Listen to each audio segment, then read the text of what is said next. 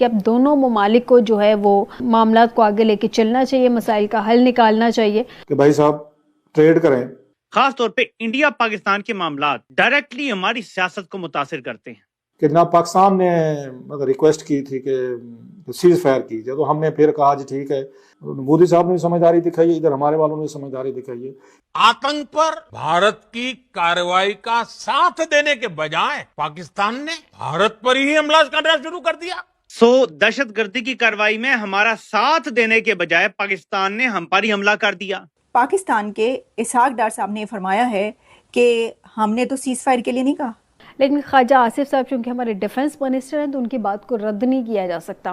انہوں نے ناظرین اس بات کا خدشہ ظاہر کیا ہے کہ بھارت کی جانب سے دوبارہ جارحیت ہو سکتی ہے. انہوں نے اس چیز کا خدشہ یعنی کہ اس چیز کا امکان ظاہر کیا ہے کہ جو ایک دوسرے کو آپ نے ایک دوسرے پہ حملے شملے کرنے تھے کر لیے، کو تھوڑا غصہ شصہ دونوں کو ٹھنڈا ہو گیا، دونوں نے بتا دیا جی ہم ایک دوسرے سے لڑنے کی اور ایک دوسرے کو تباہ کرنے کی صلاحیت رکھتے ہیں، دنیا نے دیکھ لیا صلاحیت، تو اب چلیں ہم ٹیبل پہ آ جاتے ہیں. کیونکہ جس ڈائریکشن میں پاکستان کو لے کے جایا جا رہا ہے ہمیں کچھ بہت ڈراسٹک سوچنا پڑے گا اور کرنا پڑے گا، تب جا کے یہ رکے گا، ورنہ یہ تباہی کا سلسلہ آگے بڑھتا چلا جائے گا. جنگیں بھی لڑنی ہے اور ساتھ میں معاشی ترقی بھی کرنی ہے، انویسٹمنٹ بھی ہے. اب یہ تینوں چاروں چیزیں اکٹھے نہیں چل سکتے ہیں.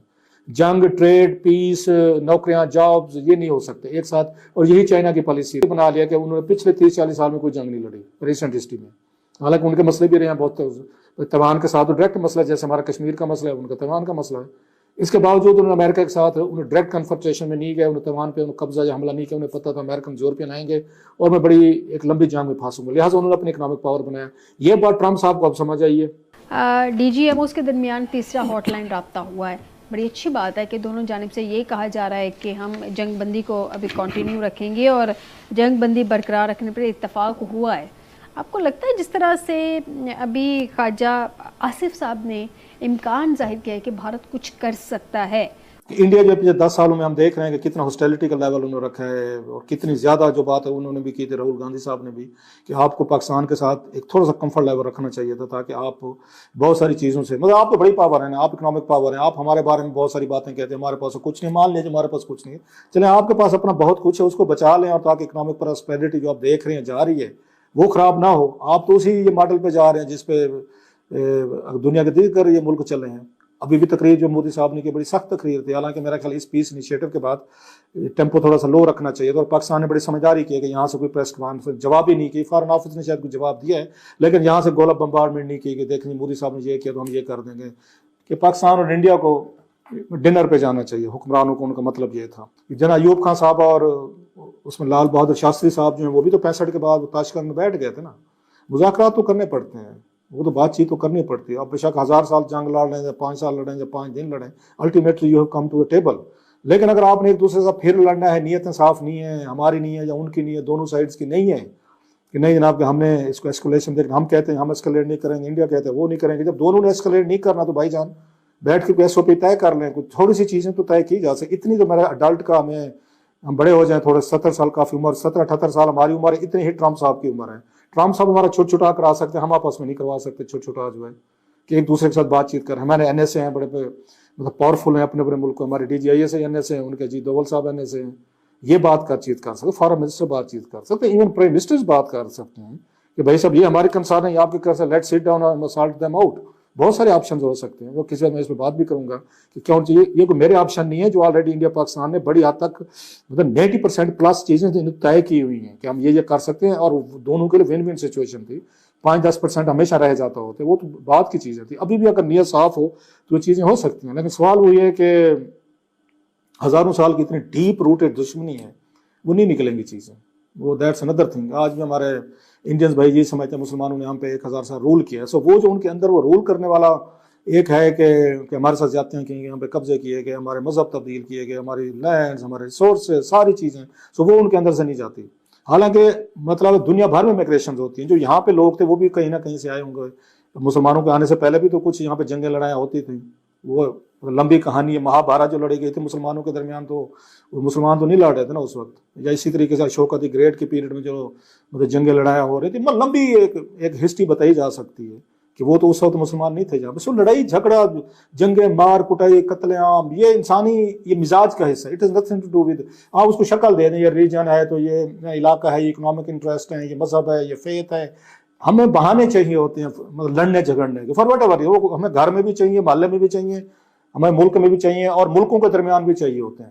تو اس کو بیلنس کا اس سے کوئی تعلق نہیں وہ انسانی جبلت میں ہے. خیر اب دیکھتے ہیں جناب کہ ان کے ٹرمپ صاحب کی مانی جاتی ہے نہیں مانی جاتی نہیں مانی جاتی پھر کیا ہوگا.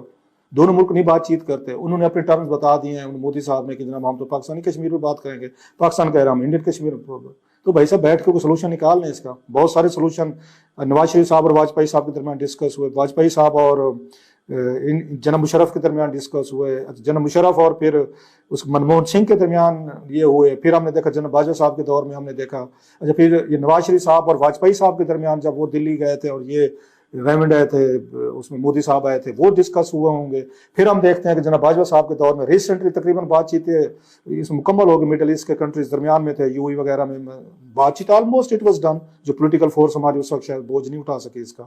سو ہوئی یہ چیزیں now even things can be done. تو آپ کو کیا لگتا ہے ہو جائیں گے؟ یہ کسی صورت اقتدار نہیں چھوڑنا چاہتے لیکن ملک تو عوام کا ہے ملک ان کا تو نہیں ہے یہ مالک تو نہیں ہے اس ملک کے. تو عوام کو اپنی اتھارٹی سٹیمپ کرنی ہے ان کے اوپر. عوام کو یہ ثابت کرنا ہے کہ یہ ملک ہمارا ہے اور ہم کسی اور کو اس کے فیصلے نہیں کرنے دیں گے. یہ بہت امپورٹنٹ ہے. میں نے آپ کو یہ جو آج تجزیہ پیش کیا ہے یہ بہت امپورٹنٹ ہے. غداری یہ نہیں ہے کہ آپ کو سچ بتایا جائے غداری یہ ہے کہ آپ کو جھوٹ بتایا جائے. کئی دفعہ سچ ہمارے خلاف بھی جا سکتا ہے لیکن سچ میں نجات ہے اور جھوٹ میں تباہی اور بربادی ہے. ویسے تو بھارت ہے وہ اس کی جانب سے کبھی بھی کچھ بھی ہو جاتا ہے وہ ناقابل اعتبار ناقابل بھروسہ ہے. جنگ کی صورتحال ہم نے پچھلے 2 ہفتے میں دیکھی ہے جنگ لڑی بھی ہے اور جس میں فاتح بھی قرار پائے ہیں. ناظرین Pak Bharat D G M Os کا تیسرا ہاٹ لائن رابطہ ہوا ہے. جنگ بندی برقرار رکھنے پر اتفاق کیا گیا ہے. ڈی جی ایم اوز کے درمیان تیسرا ہاٹ لائن رابطہ ہوا ہے. بڑی اچھی بات ہے کہ دونوں جانب سے یہ کہا جا رہا ہے کہ ہم جنگ بندی کو ابھی کنٹینیو رکھیں گے اور جنگ بندی برقرار رکھنے پر اسرائیل اور ایران کے بیچ میں جنگ جاری یدھ ہے ایک نیا موڑ لیا. ایران کے سپریم لیڈر آیت اللہ علی جومئی نے بدھوار کو جنگ کا اعلان کرتے ہوئے ٹویٹر پر لکھا حیدر کے نام پر جنگ شروع ہوتی ہم آتنکی یہودی شاسن کو بڑا جواب دیں گے. ان کے اس پوسٹ کے بعد ایران نے اسرائیل کی وبھن شہروں پر 25 میزائلیں داغی. جوابی حملے میں اسرائیل نے بھی تابڑتوڑ حملے کی. اس کے بعد ایران نے اسرائیل کی اور فتح میزائلیں داغی.